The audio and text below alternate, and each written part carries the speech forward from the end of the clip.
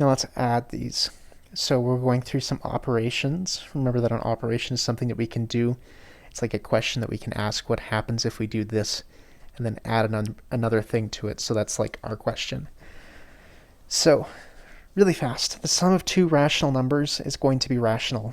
For example, 2 plus 3, that's going to be equal to 5. Those two rational numbers are equal to a rational number.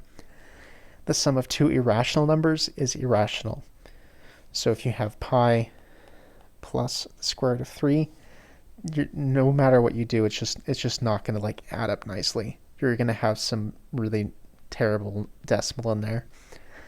And the sum of irrational and irrational number is going to be irrational. So it doesn't matter if you do 2 plus square root of 2, that's still not going to like work. That's just not going to be rational. There's some beautiful examples. 2 plus 3 is 5. Pi minus 3 is going to be equal to pi minus 3, so that's going to be rational. You can't do anything with it. Multiplying. So the product of two rational numbers is rational. That means that you can write it as a fraction. The product of a rational and irrational number is going to be irrational. So you cannot write it as a function. It's going to have some decimal that's just not going to work. So it's going to be irrational. Now here's the quirky one. The product of two irrational numbers is, well, it's sometimes rational, sometimes irrational. What does that mean? Well, like the square root of 2 times the square root of 2, those are both irrational numbers, but multiplied together you get 2, which is a rational number. However, if you were to take pi and multiply it by pi, you just get pi squared, which is just some decimal that's just really annoying and you don't want to deal with it. So let's talk about approximations really quick. Because irrational numbers don't repeat, decimals are only going to be an approximation. It's not going to include all the information that we need. We lose information when we convert it to a decimal. So our best practice is to keep it in exact form, or in other words, we keep it as it is as an irrational number. So if you see something as pi, just leave it as pi unless I tell you, or unless like the problem tells you pi is equal to 3.14. With that, here's some types of approximations just to kind of help you like understand why.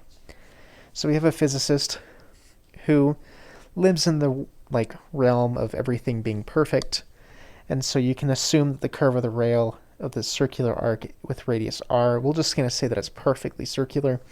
So that's the type of approximation a physicist likes, and mathematicians. We like to use a very precise, we want to use the exact answers. So if we say pi, we mean pi, like this kind of pi. We don't plug in numbers, we just say that's the answer. Engineers, well, they can have a little bit of say, they can have like fudge it a little bit. And so because they can fudge this, it doesn't really matter. Like as long as it's within like the realm of tolerances, you're okay. So as long as your bridge isn't going to fall down, it's fine. Here we have a cosmologist, aka someone who like works exclusively with stars and the universe. It's just funny because it says assume pi is 1. Pretty sure it's bigger than that. Okay, we can make it 10, whatever. AKA, when you're working with something as big as the universe, it doesn't really matter. Pi can be 1, it can be 10, it can be 3.14. When you're talking about something really big, it's just going to get drowned out. So it depends on what you're doing and when this approximation will actually count.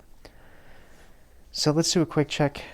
I want you to perform the operations and state if the result is rational or irrational.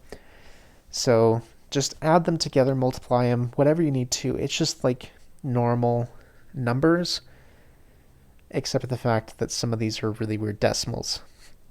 By the way, this is kind of similar to the 0.11111, which was 1/9. This is going to be 5/9. This will be kind of something similar. You'll see something really weird with this if you add them. Anyways, have fun with it. Pause, take a chance to go through it, and that's it.